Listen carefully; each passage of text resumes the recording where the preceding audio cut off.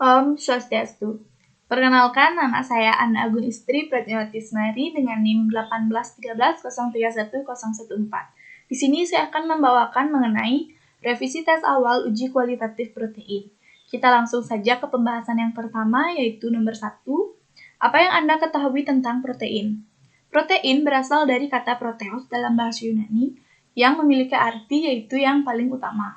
Protein merupakan senyawa organik kompleks yang berbobot molekul tinggi, yang mana merupakan polimer dari monomer-monomer asam amino yang dihubungkan satu sama lain dengan ikatan peptida. Molekul protein mengandung hidrogen, oksigen, nitrogen, dan kadang sulfur serta fosfor. Dan protein memiliki peranan yang sangat penting dalam struktur dan fungsi dari semua sel dalam makhluk hidup. Nomor kedua, jelaskan mengapa protein disebut sebagai senyawa organik yang memiliki berat molekul tinggi. Protein disebut sebagai senyawa organik yang memiliki berat molekul tinggi karena tersusun atas monomer-monomer dari asam amino yang terikat melalui ikatan peptida. Selain itu, protein juga mengandung karbon, hidrogen, oksigen, nitrogen, dan kadang sulfur serta fosfor. Nomor 3, ditinjau dari strukturnya, protein terbagi menjadi 4 jenis protein. Sebutkan dan jelaskan masing-masing struktur protein dari sisi ikatan yang terkandung dalam masing-masing struktur protein tersebut. Adapun jenis yang pertama yaitu protein primer. Protein primer merupakan jenis struktur protein di mana asam amino yang menyusun protein terjadi secara susunan linier. Terjadinya struktur primer pada protein yaitu karena adanya ikatan peptida melalui ikatan kovalen pada setiap asam amino. Protein ini juga merupakan struktur umum dari protein itu sendiri, yang mana rantai polipeptida tidak mengalami interaksi apapun, sehingga bentuknya linier. Jenis yang kedua yaitu protein sekunder. Protein sekunder terbentuk karena terjadinya penggulungan atau lipatan pada rantai polipeptida linier, sehingga akan memberikan bentuk 3 dimensi. Terjadinya penggulungan atau lipatan ini disebabkan karena ikatan hidrogen yang membuat rantai polipeptida menjadi saling mendekat. Terdapat 2 jenis protein sekunder. Yang pertama yaitu struktur helix alfa dan yang kedua yaitu struktur beta sheet. Struktur helix alfa memiliki bentuk seperti pegas yang melingkar, di mana ikatan hidrogen berperan pada pembentukan struktur tersebut agar berbentuk pegas. Yang kedua yaitu struktur beta sheet merupakan lembaran yang berlipat pada protein akibat ikatan hidrogen antara unit polipeptida yang berdekatan. Yang selanjutnya yaitu protein tersier. Protein tersier terjadi karena adanya interaksi hidrofobik dan van der Waals yang berkontribusi pada pelipatan dan pembentukan struktur protein, yang mana sifat itu didapat dari gugus R atau rantai samping dalam asam amino. Selain itu juga karena adanya ikatan hidrogen dalam rantai polipeptida yang menstabilkan struktur akhir protein. Interaksi lain yang terjadi yaitu ikatan ionik yang mungkin terjadi antara rantai samping yang berbeda muatan. Lalu terdapat juga ikatan kovalen antara rantai samping yang mengandung sulfida, di mana dapat membentuk ikatan jembatan disulfida yang membentuk struktur tersier. Jenis yang keempat yaitu protein quaterner. Protein quaterner mengacu pada struktur makromolekul yang dihasilkan melalui beberapa interaksi pada setiap rantai polipeptida. Gambaran mudah untuk struktur ini yaitu struktur ini merupakan gabungan dari protein tersier membentuk makromolekul yang lebih besar. Pada protein quaterner ini umumnya mengandung rantai polipeptida dalam jumlah yang sangat banyak dan membentuk suatu molekul yang besar. Adapun gambar dari jenis-jenis protein tersebut yaitu yang pertama, ini merupakan gambar dari protein primer, dan yang kedua merupakan gambar dari protein sekunder berupa lipatan, yang ketiga merupakan gambar dari protein tersier, dan ini merupakan gambar dari protein quaterner. Selanjutnya nomor 4, sebutkan fungsi protein bagi kesehatan manusia. Adapun fungsinya yang pertama yaitu memperbaiki sel-sel tubuh yang rusak, yang kedua sebagai suplai nutrisi yang dibutuhkan oleh tubuh, Yang ketiga, berfungsi sebagai pembentukan beberapa jenis hormon yang mengendalikan fungsi-fungsi tubuh yang melibatkan interaksi beberapa organ. Yang keempat, pembentukan enzim untuk meningkatkan laju reaksi kimia dalam tubuh. Dan yang terakhir, sebagai pembentuk antibodi yang dapat membantu mencegah serangan penyakit dan infeksi pada tubuh. Soal nomor 5, jelaskan perbedaan yang terjadi pada larutan protein yang diendapkan dengan garam dan dengan logam. Pengendapan protein dengan logam terjadi karena ion-ion logam berat membentuk garam proteinat yang tidak larut dalam air. Ketika logam tersebut bertemu dengan protein, akan memberikan aliran elektron sehingga dapat membentuk kation dan mengendap. Sedangkan pada pengendapan protein dengan garam, kation yang terkandung dalam garam akan menyerang gugus karboksilat dan anion yang akan menyerang gugus amina. Pengendapan protein dengan garam terjadi karena ion-ion garam berkompetensi dengan molekul-molekul protein untuk mengikat air atau akan terhidrasi. Kemampuan ion-ion garam terhidrasi lebih besar daripada molekul protein yang menyebabkan molekul-molekul protein akan mengendap. Nomor 6. Jelaskan kapan dan di mana proses dialisis diperlukan. Pemurnian dengan teknik dialisis merupakan pemisahan protein dari molekul-molekul kecil menggunakan membran semi-permeabel seperti selupin. Pemurnian protein dilakukan dengan cara dialisis menggunakan kantong selofan dan kadar protein ditentukan berdasarkan metode Lowry.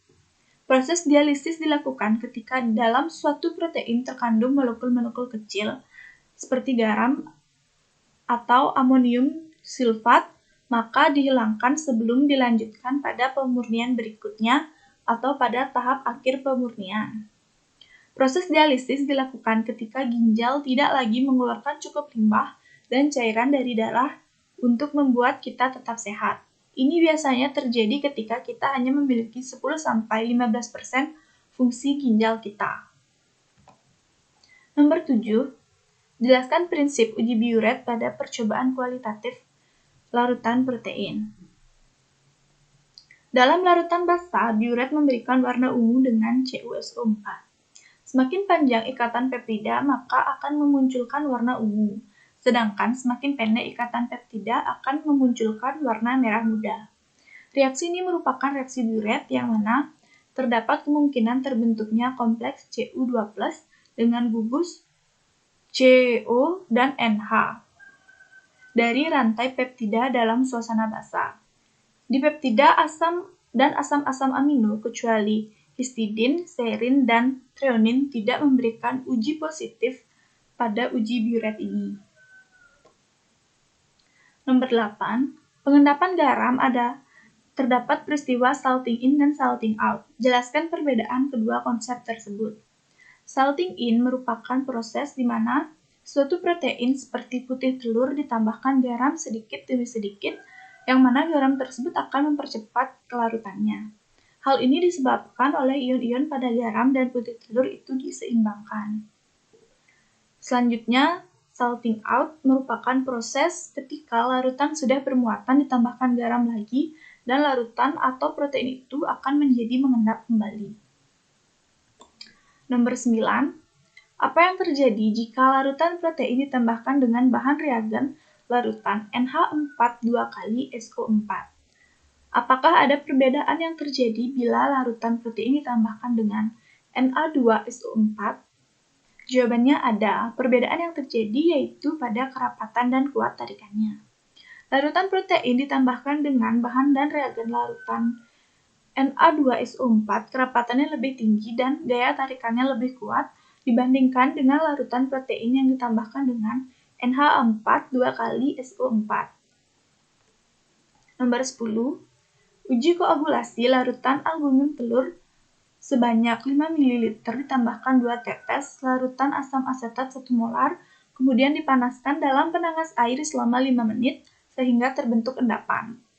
Jelaskan perbedaan koagulasi dengan pengendapan. Perbedaan koagulasi dan pengendapan dapat dibedakan dari cara proses tersebut membentuk suatu endapan. Pada proses koagulasi, terjadi proses penggumpalan partikel koloid karena penambahan bahan kimia sehingga partikel-partikel tersebut bersifat netral dan membentuk endapan karena adanya gaya gravitasi. Pada proses koagulasi, terjadi reaksi reversibel dengan endapan yang terjadi pada proses koagulasi ini masih dalam bentuk cairan, dan endapan tersebut masih bisa kembali bergabung dengan pelarutnya untuk membentuk cairan. Sedangkan proses pengendapan terjadi karena kadar atau konsentrasi suatu zat dalam larutan melebihi nilai kelarutannya atau solubility, yang dapat terjadi karena volume larutan berkurang atau jumlah zat yang terus bertambah. Pada proses pengendapan ini terjadi reaksi irreversibel, dan endapan yang terbentuk bisa kembali dan juga bisa tidak kembali ke dalam bentuk cairan. Hasil endapan dari proses pengendapan berupa padatan. Nomor 11. Jelaskan mengapa larutan protein dapat diendapkan oleh alkohol. Alkohol dapat mengendapkan protein karena gugus fungsional alkohol lebih kuat mengikat air sehingga kelarutan protein dalam air berkurang. Alkohol dapat membentuk ikatan molekul dengan molekul protein dan molekul-molekul air yang mengelilingi protein, ditarik oleh molekul-molekul alkohol. Hal ini menyebabkan protein mengalami perubahan konformasi. Akibat perubahan dari konformasi ini, molekul protein akan terkoagulasi. Selain itu, pada protein, ujung C asam amino yang terbuka dapat bereaksi dengan alkohol dalam suasana asam, membentuk senyawa protein ester. Pembentukan ester ini ditunjukkan oleh adanya endapan yang terbentuk. Alkohol juga mampu merusak ikatan hidrogen di antara gugus amina yang terdapat dalam struktur sekunder protein sehingga protein kehilangan air dan akhirnya akan mengendap. Nomor 12. Jelaskan contoh aplikasi pengendapan protein dengan logam dalam kehidupan sehari-hari. Adapun contohnya yang pertama yaitu proses denaturasi protein yang terjadi pada rambut ketika diluruskan dengan alat pelurus rambut atau catokan. Protein yang terdiri dari asam amino yang mengandung sulfur tinggi membentuk jembatan disulfida antara asam amino yang membentuk rambut. Pada rambut yang diluruskan, protein akan terdenaturasi akibat panas dari alat catok tersebut. Adanya logam yang panas pada alat tersebut akan membuat jembatan disulfida akan terputus dan menghasilkan bentuk rambut yang baru. Selain itu, alat kontrasepsi iun juga termasuk pengendapan protein dengan logam. Alat kontrasepsi ini mengandung logam tembaga yang mana logam tembaga ini akan mengendapkan protein yang terkandung dalam sperma. Yang selanjutnya itu nomor 13, jelaskan contoh aplikasi pengendapan protein dengan garam dalam kehidupan sehari-hari. Adapun contohnya yaitu pembuatan tahu.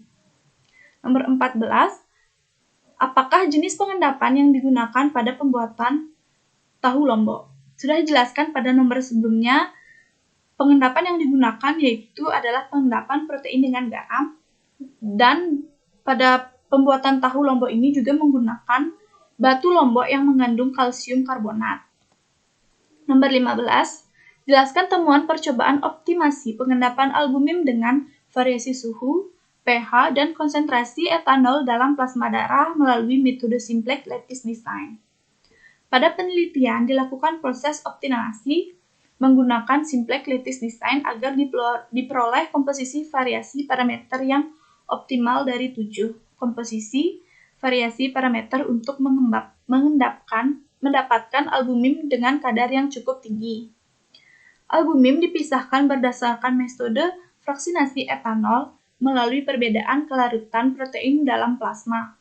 Berdasarkan uji ANAVA, ketujuh komposisi variasi parameter yang dibuat menunjukkan perbedaan yang nyata dengan P sama dengan 0,0282 atau lebih kecil daripada 0,05 dan Phytum lebih besar daripada tabel. Hasil evaluasi menunjukkan bahwa komposisi formula kelima menunjukkan respon albumin optimal pada parameter minus 10 derajat Celcius dengan pH 4,8 dan konsentrasi etanol 40%. Kadar albumin yang diperoleh dengan komposisi tersebut yaitu 5,359 mikrogram. Baik, sekian pemaparan dari revisi uji kualitatif protein. Jika ada salah kata, saya mohon maaf. Saya ucapkan terima kasih. Om Santi Santi Santi Om.